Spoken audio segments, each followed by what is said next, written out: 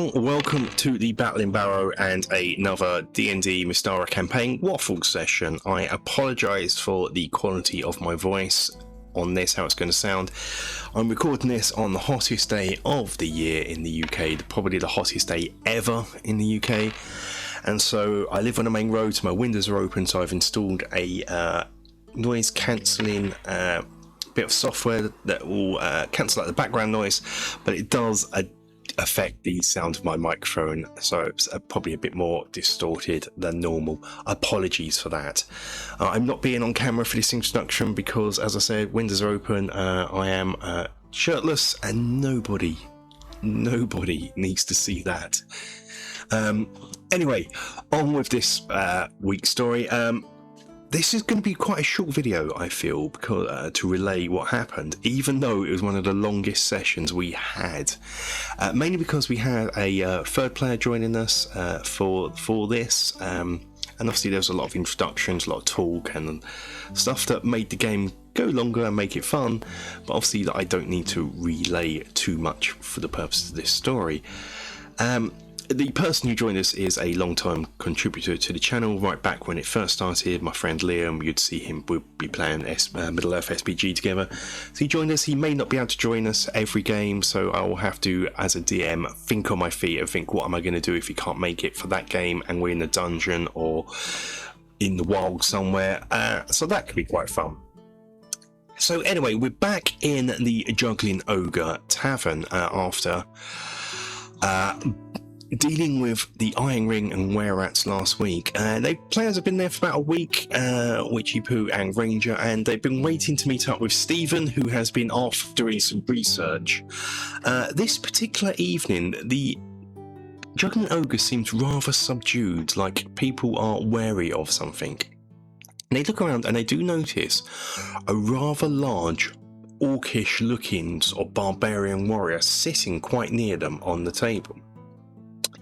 They pay it no heed, even though he looks slightly out of place. He could be some sort of merchant, I guess, but you know, he's not like he's threatening anyone, but everyone else just seems to be wary of the stranger. And it's that time that Stephen burst in, all excited with sort of background information. He's figured out that Ghoul was indeed searching for the tapestry. He's sort of found out about this supposedly hidden valley that has untold riches and untold power. So it was a good job the player stopped it, and he's excited. He wants to start an expedition to this lost valley. Now they've got the tapestry, he's worked out the path they will need to take. The map clearly showed threshold, and the valley is up by the Fire Foam River Valley. He has heard there is dangers there. There's probably some gnolls camping out there, from what he can gather. And with this, they notice that the big ogre orcish looking person has come over to them and just sits down at a bench next to them.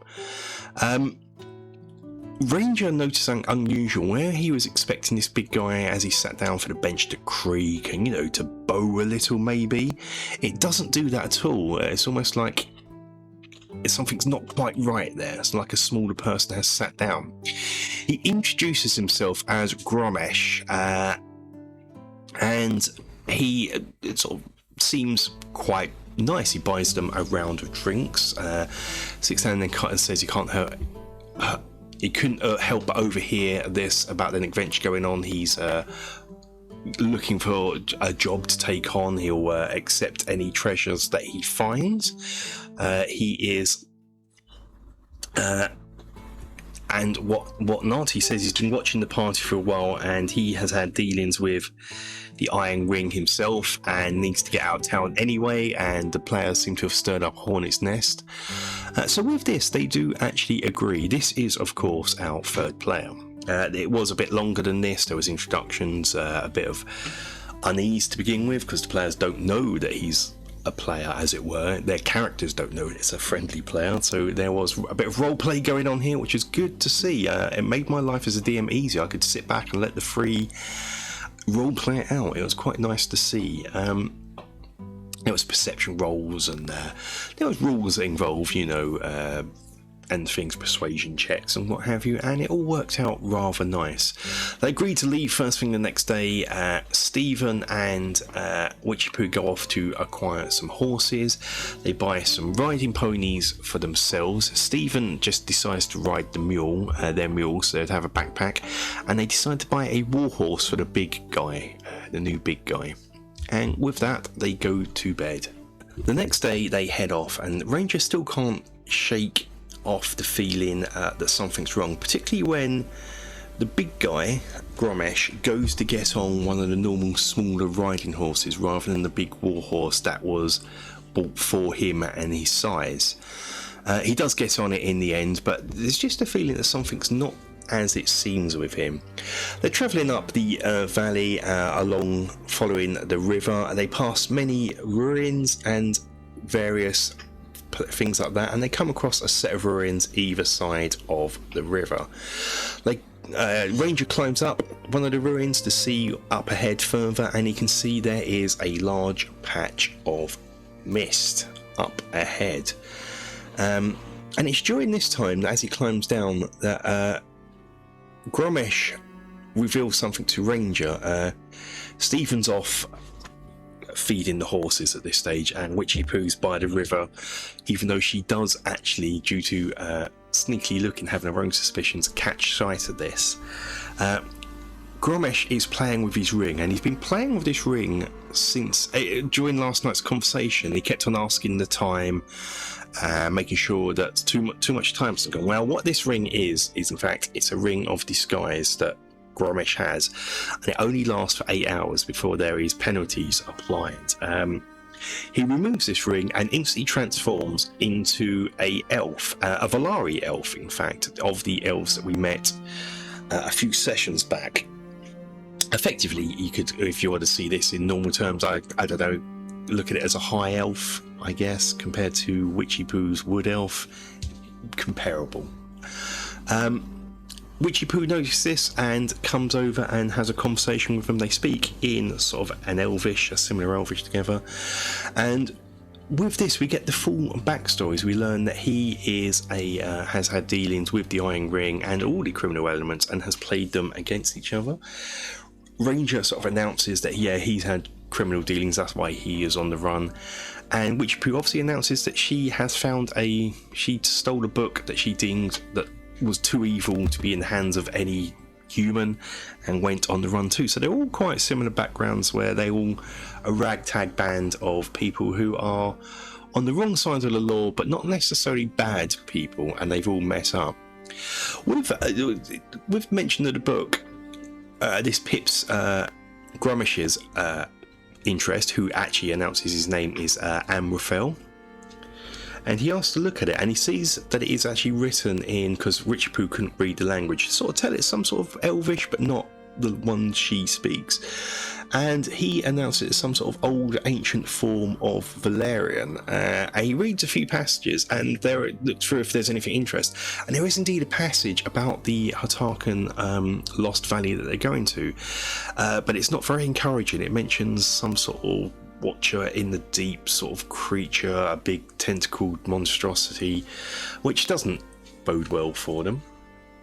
After this, there was a bit more backstories revealed for the players and so forth. We carry on and we enter the mist. So they enter the mist and they come across sort of in the distance. They can see stones jutting up, but before then they come across a campsite, which they disturb a large flock of black crows as they enter, and searching around they find 3 dead bodies that do not have their heads anymore. They were humans at one point. They appear to be sort of human hunters living in the wild, so they get a bit concerned about this, but there's not a lot they can do.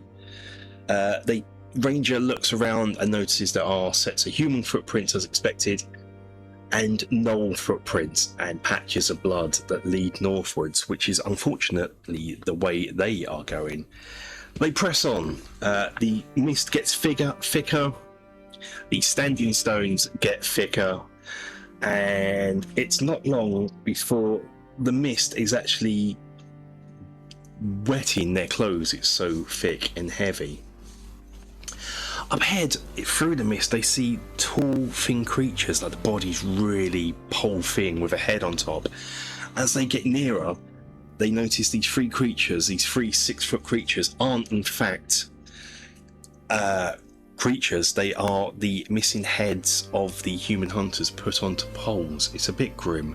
And it's then they notice that this is some sort of burial ground. I say burial ground, I use that loosely.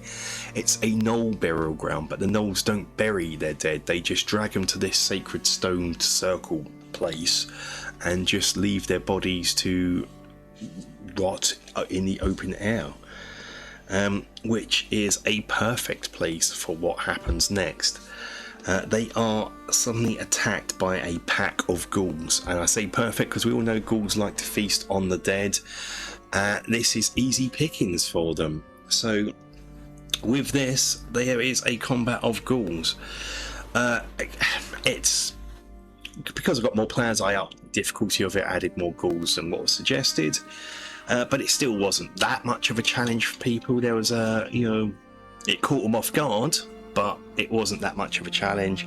They defeated them and quickly searched around the area and discovered the ghouls' lair of had some tunnels. There was a few potions there. It was a potion of, originally it's undead control, but I'm going to swap it out for a more suitable 5e potion.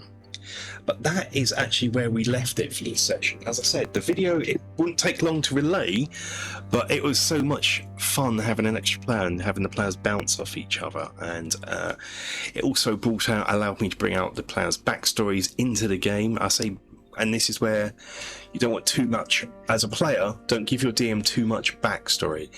A sentence will do, a paragraph at most, and that allows me to bring that into the story, especially if you're starting out at low level. You wouldn't have an epic 2-page backstory, and that you're low level, you're starting out, and this has allowed me to integrate the backstories nicely. Now all 3 of them, I have now had their backstories are now interwoven in some shape or form.